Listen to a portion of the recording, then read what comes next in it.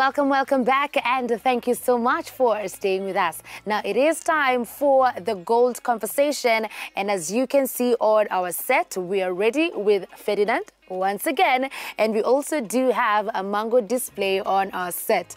Now the most interesting part is the fact that all these mangoes displayed here are different varieties, and we want to get to learn about these different varieties. All right, so Ferdinand, I want you to take us through the different varieties that we do have on our set right here, naming them one by one from the one on my extreme left.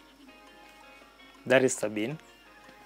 It's quite oblong, elongated sort of, and it's that deep green. So that's how you tell. Yeah, most people would call it punda around this place. Punda? Yeah. But it's, because, you know, the shape looks like ears of a donkey. Oh, really? Yeah, but its scientific or approved name is Sabine. Sabine. Sabine. Yeah. All right. Is it commonly grown around this region? Not so much. That's why these ones have not done so well, because they're not really, you know, native to this area. Right. Yeah. Great. And then we have this. That is Van Dyke. Van Dyke. Yeah. Right. Yeah, fairly small, a bit purplish, as you can see with the shade of green. Is it common around this area? Around this area, not so much, but in the upper parts of the eastern region, very common. Right. Yeah. Yeah. And then now we have this. This is Kent. Ah, Yeah, Kent. This Kent. is a popular variety. Very popular. What makes this a very popular variety in Kenya? Well, it's not really in Kenya globally. Yeah, because it's grown in many parts of the world. So it's quite famous. What makes this Kent variety unique? Well, it's a very popular fruit. It's grown in most parts of the world, West Africa, South Africa, you know, America, in Europe. So it's one fruit that everybody is quite familiar with. You know, it's moderate acidity, very sweet. The color is so appealing. So it has a very nice deep yellow flesh, so quite nice. Right. Yeah. And we have another one here that kind of almost looks like the punda. This is Ngoe. Aifanani na punda? No, if you look at both of them, they're not the same. They're quite different. Because this one stands out with this sharp apex. Oh. The other one is quite rounded. So the punda is the round. apex is a bit rounded. Round. The other one is very sharp. It's pointed. The It's like a Ngoe panga. has a sharp Yeah, apex. bottom. Yeah. Tell me more about this Ngoe. Well, Ngoe is predominantly grown at the coast, from Garissa, Tana River, you know, the coastal strip of Kenya. Does very well. Actually has 2 seasons in a year. And it's a golden yellow flesh, very good for juices and nectars and all that. So it's been quite common in the juice market. I think most of the juice you consume around here is from Ngoe. Really? Yeah. So it makes the most juice. Yeah, because the color is very appealing. Right. Yeah. Then we have this that again could confuse me for our Van Dyke. Yeah. What is this? That is Tommy Atkins. Tommy. Tommy Atkins. Tommy Atkins. Yes. Tell me more about this. Well, Tommy closely resembles Van Dyke because of the maroonish purplish color. You can see in terms of appearance, they have almost the same, you know, Color, shade purplish. of the purplish shade. Yes. And then you have a bit of green Yes, also we do on this on other this one. side. Yeah. And then what differentiates mainly is the size. These ones will tend to be very big. Tommy's are big. Tommy is big Van as Dyke compared to Van Dyke. Van is Dyke is small. fairly smaller. Right. Yeah. Now we have this one. I like to believe this is the indigenous. Hii ndo tuko nayo ushago. The I kienyeji can one. familiarize myself with this one. Yes, yes. So hii ndo yo kienyeji, si ndio? Yes. And like you said, this is the parent stock. Yes, it's For the one all these that we others. use as the rootstock for these varieties, these Right. exotic ones. So if I want to grow this, Yeah. nitakula, Yeah, nitoe seed, yeah.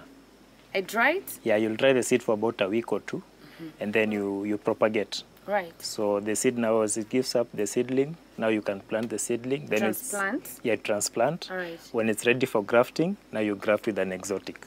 So someone will transplant, aseme mi nataka kupanda Van Dyke, atafute Atapanda hii kwanza, then atatafuta now the scion, what scion you of graft the, yes, of the Van Dyke, or the punda, or the Ngoe. whatever you want. Right. Then you now come and graft on it. Got you. Finally, we have this. The apple mango. The famous apple mango. Yes, I yes. feel like tunaendanga kwa duka, Zote tunaziita apple mango. Whether it's Van Dyke, whether it's Ngoe, unasema tu nipe apple mango. But I'm so grateful that we've learned the different names. So these are the ones that are commonly grown in Kenya, right? Yes, yes. Umesema hii ni punda? Sabine. Sabine. Call her Sabine. Sabine, Van Dyke, ngoja. Sabine, Van Dyke, Ngoe, right? Kent. Yes, Kent. Kent, the famous Kent. Yes. This is the one that makes the most juice. Kent. Right. Ngoe ya Mombasani. Ngoe ya Mombasani. So where does Embedodo lie? Is it also ya Mombasani? Because sioni hapa. It's an indigenous, to be the same category with this one. Oh, Embedodo is an indigenous. Yeah. Oh. Yeah. All right. And then we have our apple mango. Yeah. And then we have Tom. Yeah. All right. Good stuff. Now, there is the process you taught me very briefly, but now you want to do it extensively. Yeah. That is called the bricks Test. Tell me about that.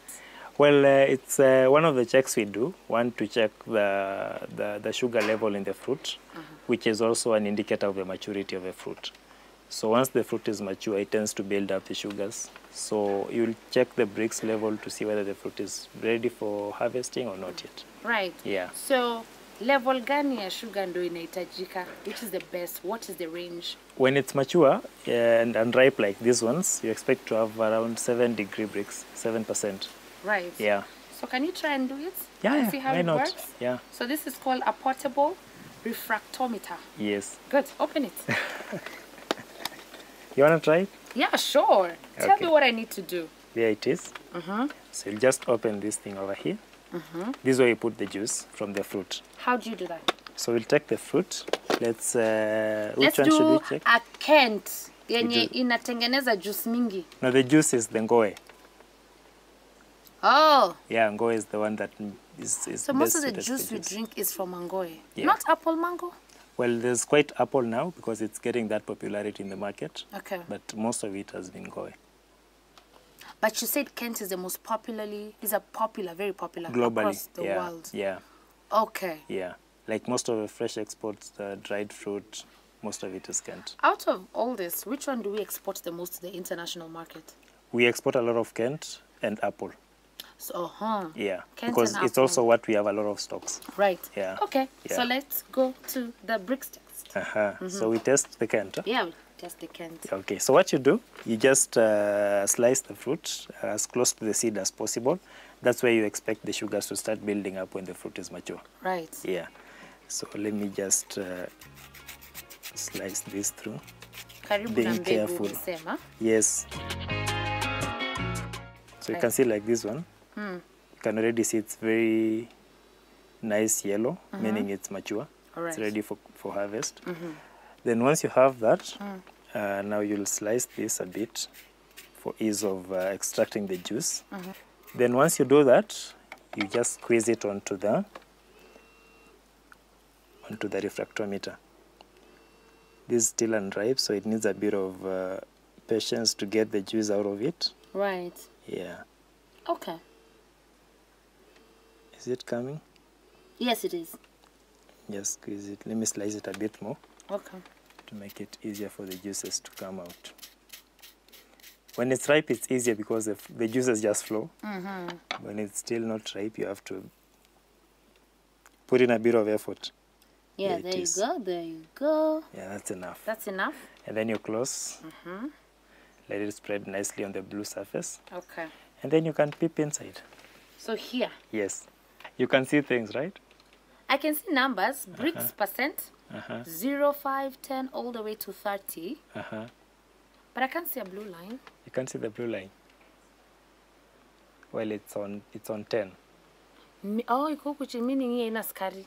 No, 10 is okay because the minimum is supposed to be 7 when the fruit is mature. So this one actually has very high sugar content. So, ikiwa level gani ndo utasema? Ikienda below 7, the fruit is not yet mature because the sugars have not yet built up. Oh. Yeah, so So when it from goes 10 to 30 iko sawa. kwenda juice, it means high sugar content, Right. fruit is okay. Okay. Yeah. So at what point is a farmer supposed to do this? Who does this? Well, this we do before collection because most farmers will not have this kind of equipment in the farm.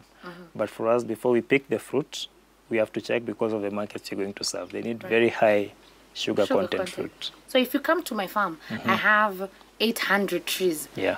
Are you going to take a fruit out of each tree and do this test? What are you going to do to certify the sugar content in my Well, we just map the farm, looking at the topography of the farm, the landscape, how it's sloping and all that.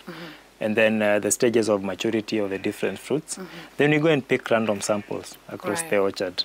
Then from that we can get an overview of how the orchard is like. Right. Yeah. And after you have tasted, do I need to clean it up before I taste another fruit? Just to make sure there's no... Yes, you have to wipe out. Usually there's a soft cloth inside the case. You just wipe out the juice that is remaining.